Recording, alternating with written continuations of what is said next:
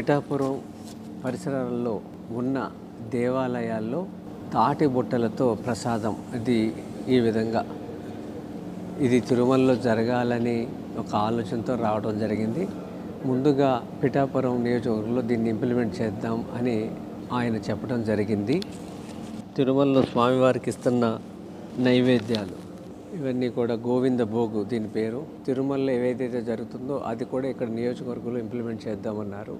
అలాగే ఇక్కడ చూస్తున్న ఈ మట్టి వినాయకుడు ఈ ప్రభుత్వం రాగానే మొదటి పండుగ 100 విగ్రహాలని అక్కడున్న యువకులకి ఎకో కాంటెస్ట్ అనేవి పెట్టి భక్తి శ్రద్ధలతో నిమజ్జనం చేస్తే పర్యావరణ రహితంగా ఇంతవరకు భారతదేశంలో ఎక్కడ అలా జరగలేదు.